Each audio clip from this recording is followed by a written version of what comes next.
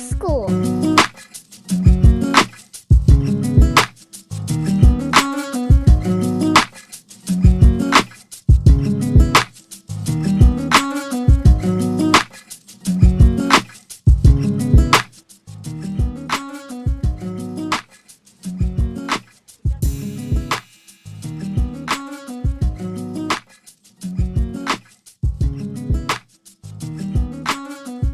Good afternoon, everyone, and welcome to our first quarterly meeting for the year.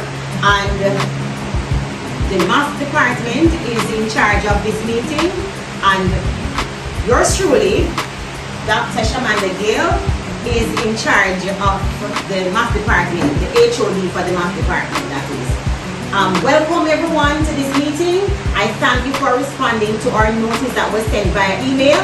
And I am really grateful that you all could come out today. Thank you again. Well, let us get into the meat of the matter. Thank you, Mr. Dr. White, for the prayer. And now that the last minute was read, it was confirmed. Who seconded it? I did. Thank you for seconding that minute. And we will now have our register, and as I said before, everyone is here, so thank you again for turning up.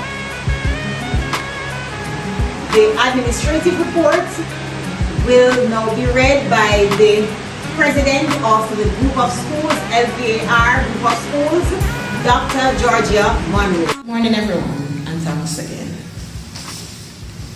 Through the culmination of an enormous collective effort, we were able to have a successful quarter with a 100% pass rate. To all heads of department, thank you. Even so, we still have a long way to go. I'm counting on your continued effort and support. I must acknowledge the hard work of all our staffs. You have worked tirelessly.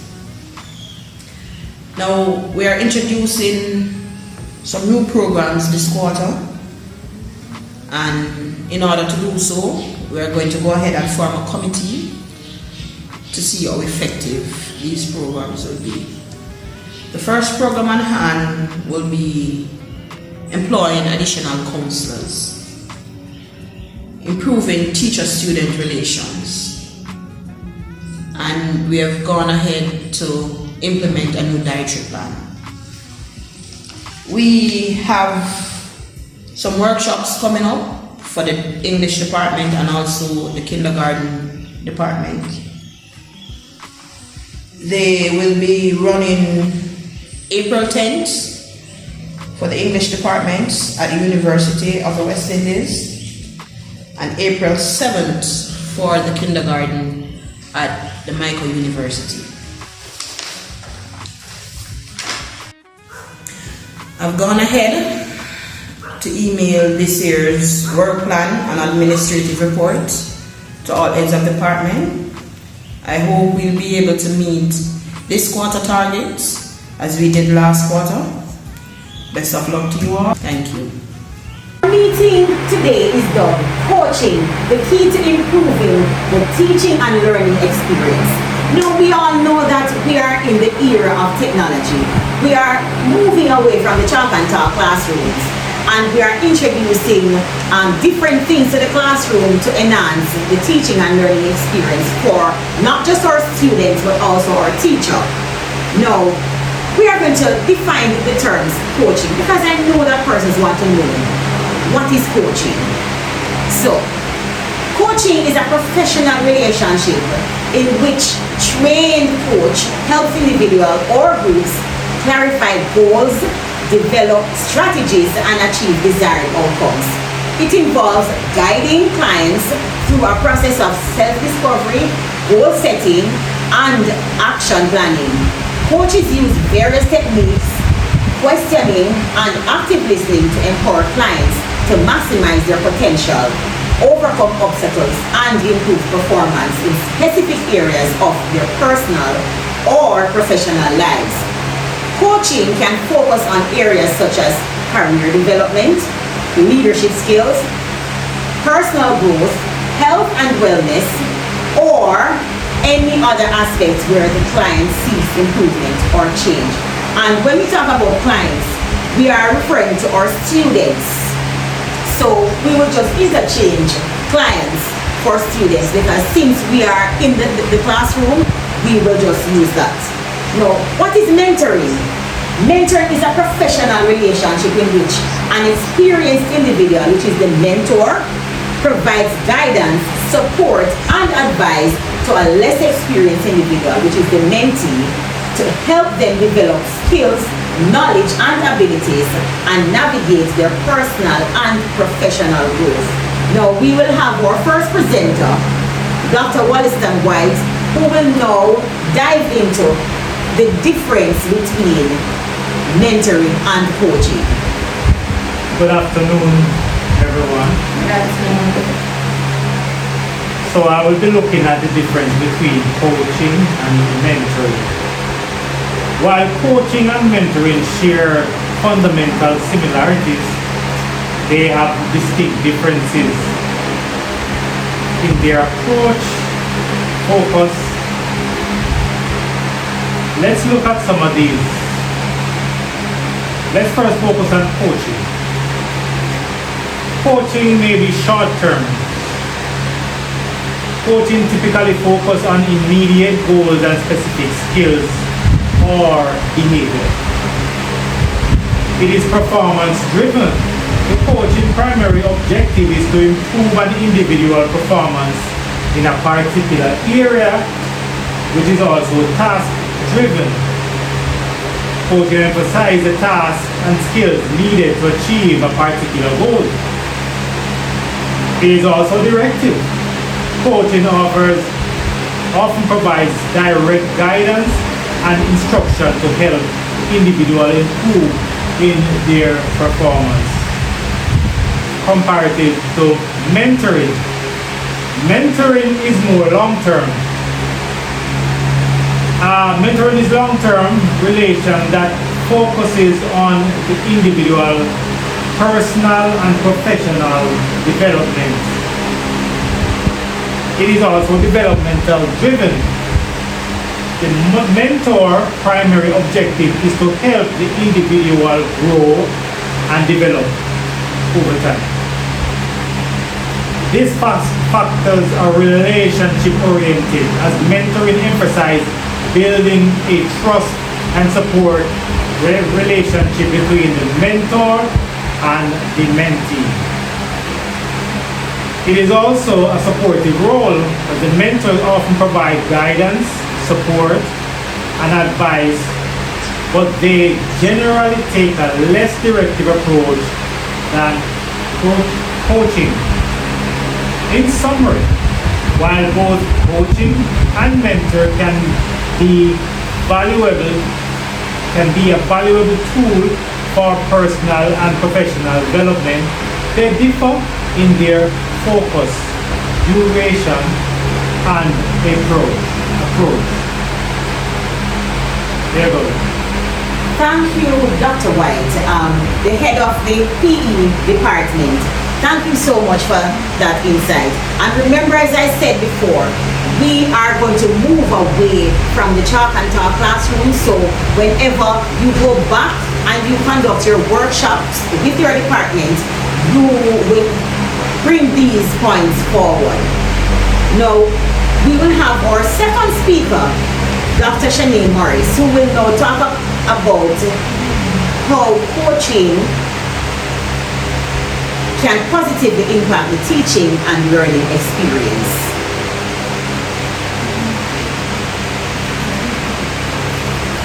How coaching can positively impact teaching and learning experience. Today, in this presentation, we will be looking at 4 main positive impact. The first one that we'll be looking at is that it enhances teacher performance. Coaching helps teachers identify areas for improvement and develop new skills. It also provides personalized support and guidance tailored to individual needs. Coaching allows teachers to apply their learning more deeply, frequently, and consistently than teachers working alone. Coaching supports teachers to improve their capacity and to reflect and apply their learning to their work with students and also with their work with each other. Secondly, we'll look at increased student engagement. Effective coaching strategies can lead to more engaging and interactive teaching methods. Teachers learn to better understand and respond to students' needs, leading to a more inclusive learning environment. Student engaging in an important aspect of learning and addressing is through instructional coaching is an effective way to improve instructions. Thirdly, we'll be looking at professional growth and development.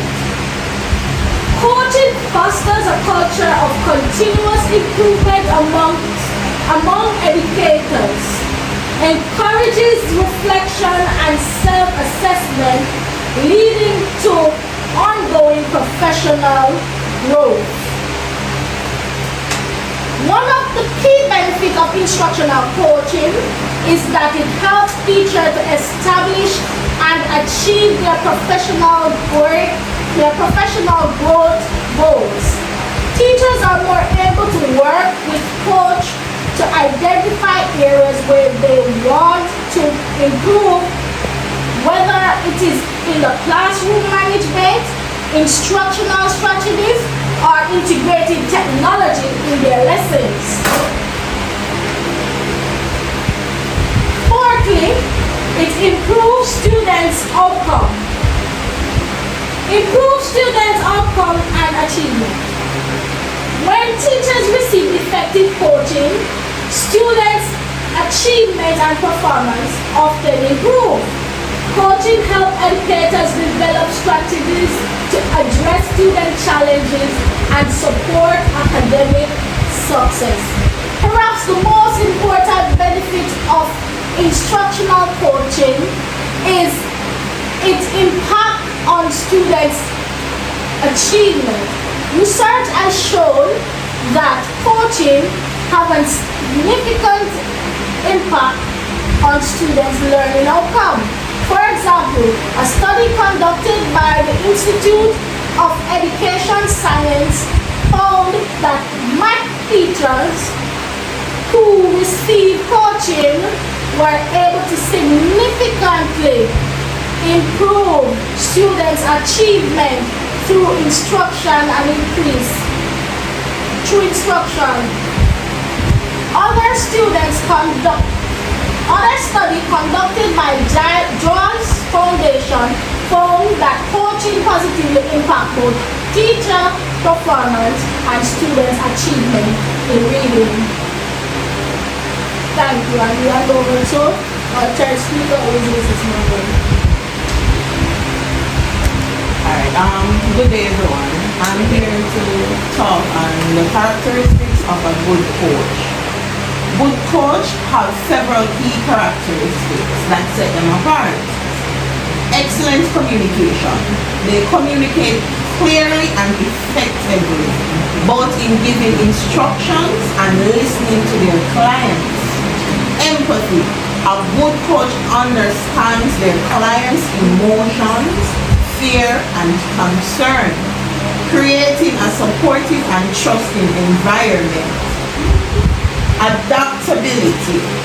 Coaches tailor their approach to each client, individual needs and learning styles. Motivational. They inspire and encourage their clients, helping them stay committed to their goals. Knowledgeable. Coaches have deep expertise in their fields and are committed to continuous learning. integrity. They are ethical and respectful, maintaining confidential and always acting in the best interest of their clients. In short, a good coach is someone who guides and supports their client towards their goals while understanding, flexible and professional. Now I hand over back to Dr. D. Thank you, Dr. Monroe and Dr. Morris. Now, just to close, because we have come to the end of our meeting, and just to close, I want to thank everyone again for coming out. I was truly elated when I came and saw everybody present. I am honored to be your chairperson for this meeting. Again, thank you, and we have our secretary, Dr. Janice Mahoney, who will do our closing remarks for us. Before she comes, our next meeting will be, our next quarterly meeting will be on July 23, 2024. Thank you again. Ms. Mahoney, the floor is yours. Good afternoon, everyone. In summary of this year's quarterly staff meeting, the main purpose of the meeting was for LVAR group of schools to strive for a collaborative and interactive culture to increase employees' engagement and job satisfaction. The training presentation titled Coaching, the Key to Improving the Teaching and Learning Experience was created to clearly convey the purpose of the meeting and the agenda. In the meeting, a lot of pertinent points were brought out, such as the difference between coaching and mentoring, the characteristics of a good coach, and how coaching can positively impact the teaching and learning experience. Just to reiterate the same, coaching is defined as the informal relationship between two people of whom has more experience and expertise than the other has to offer, advice and guidance as a matter of learning. But coaching differs from mentoring by focusing on specific tasks or objective goals or overalls. One crucial way coaching helps individuals is by assisting persons to assess themselves more clearly. A coach provides space and structure for the reflection that is necessary for learning and growth. I am encouraging everyone to apply the different teaching and learning methods you have learned in this meeting in your daily regimen. Thank you very much. Before we adjourn, the next quarterly meeting will be hosted by the head of the science department, and our workshop will be held on the 18th of August of this year, the 18th to the 20th of August of this year. And the task will be yours from the science department to send out your notice, and as well as the task persons to do their individual parts. Now this meeting is formally adjourned. May I have a second? Thank you. So our meeting was adjourned at this time. Thank you all for coming. Ladies and gentlemen, the time has come to close this meeting. I would like to once again express my thanks to you all. I am grateful to all the speakers and the presenter. Thank you. Have a wonderful day.